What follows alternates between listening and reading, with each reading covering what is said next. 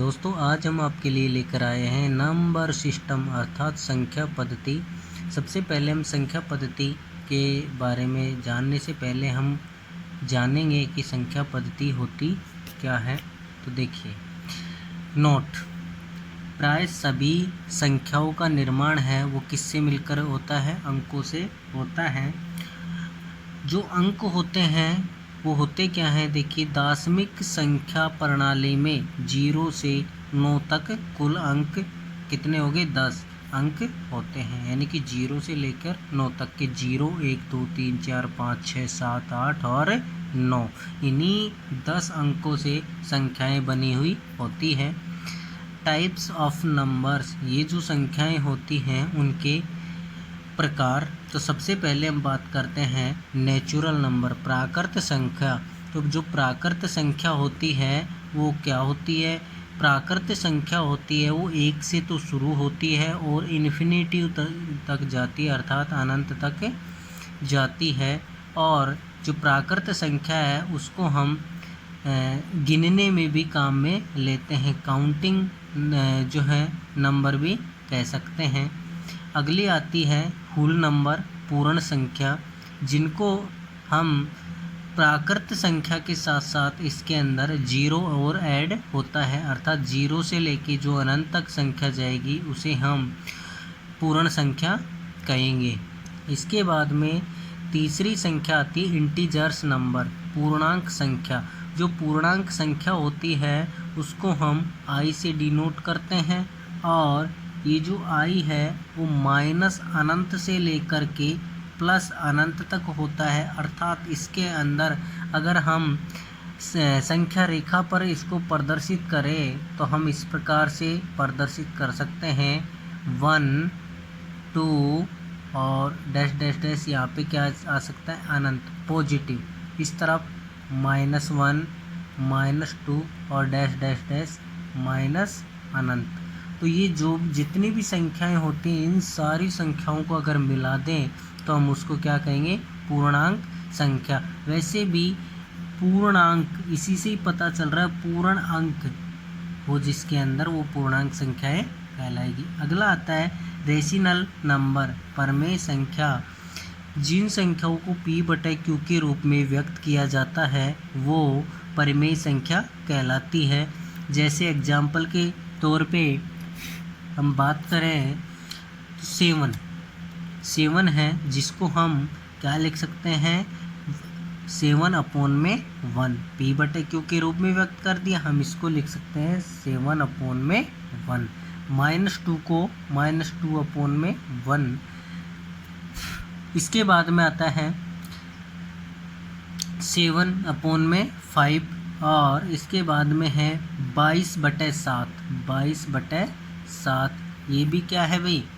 ये भी परिमेय ही संख्या है। लेकिन आपको एक बात ध्यान रखना है, जो पाई होता है वो अपरिमेय संख्या होती है, जबकि 22/7 पाई का जो वैल्यू होती है 3.14, ये भी क्या होती है? 3.14। ये भी क्या होती है भाई? कौन सी संख्या होती है? परिमेय संख्या होती है। 22/7 भी परिमेय संख्या होती है, लेकिन याद रखना जो पाई होती है वो क्या होती है? अपरिमेय संख्या होती है। अगला आता है, हम बात करते हैं रेशनल नंबर, अपरिमेय संख्या। जिन संख्याओं को p/q के रूप में व्यक्त नहीं किया जा सकता वो सारी की सारी संख्याएं अपरिमेय संख्याएं कहलाती है। जैसे √2, √3, √5, √7 और साथ में पाई। अभी मैंने बताया पाई क्या होती है? अपरिमेय संख्या कहलाती है। इसके बाद में आती है अगली संख्या अपनी रियल नंबर, वास्तविक संख्या। परिमेय संख्या और अपरिमेय संख्याएं जो होती है ये दोनों वास्तविक संख्याओं के अंदर आती है, अर्थात हम कह सकते हैं जो पॉइंट वाली जो संख्याएं होती है जैसे 1.24 और 2.1 और इसके साथ साथ में 1, 2, 3, यानी कि पॉइंट वाली संख्याओं के साथ साथ जो भी पूर्ण संख्या होती है वो सारी की सारी संख्याएं इनके अंदर आती है। वास्तविक संख्या के अंदर 0 भी सम्मिलित होता है। इसके बाद में सातवें टाइप्स ऑफ नंबर, सातवां प्रकार है इवन नंबर, सम संख्या।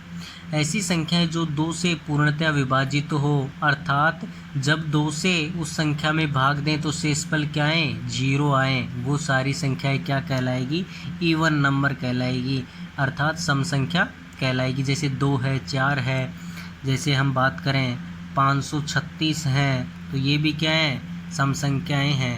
क्यों? क्योंकि इसमें 2 का पूरा पूरा भाग चला जाता है। इसके बाद में हम बात करें, अगली आती है ऑड नंबर, विषम संख्या।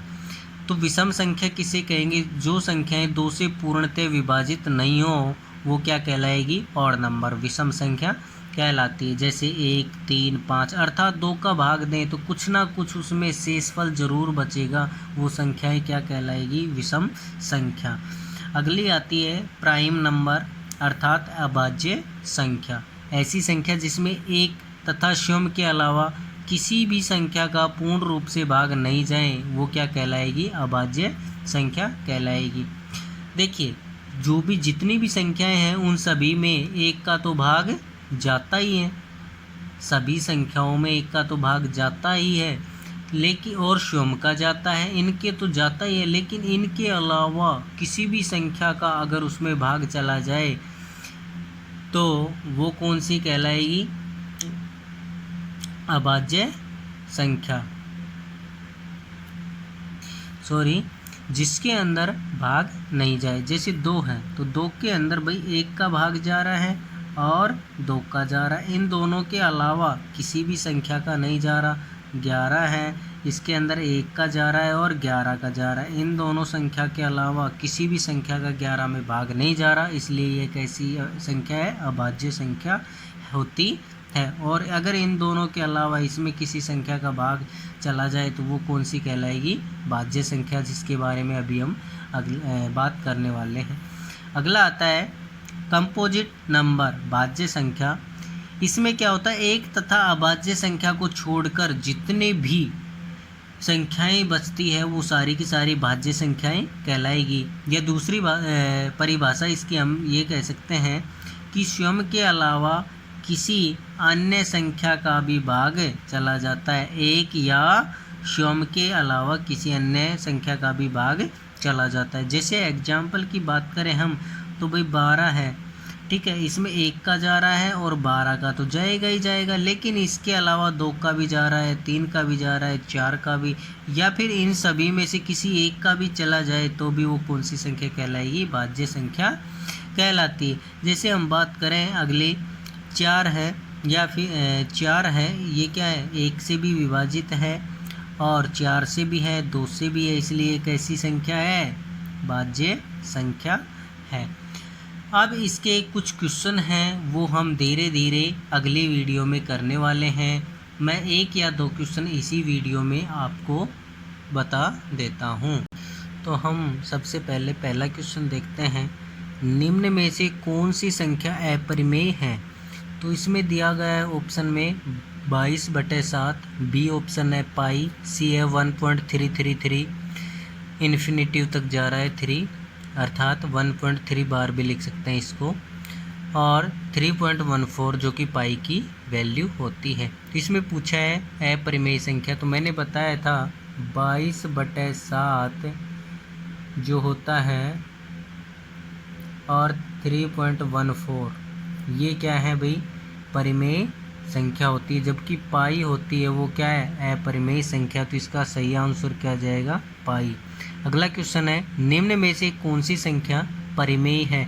तो आपको पता है √4 जो है इसकी वैल्यू कितनी होती है भाई, 2, और 2 क्या है, एक परिमेय संख्या है।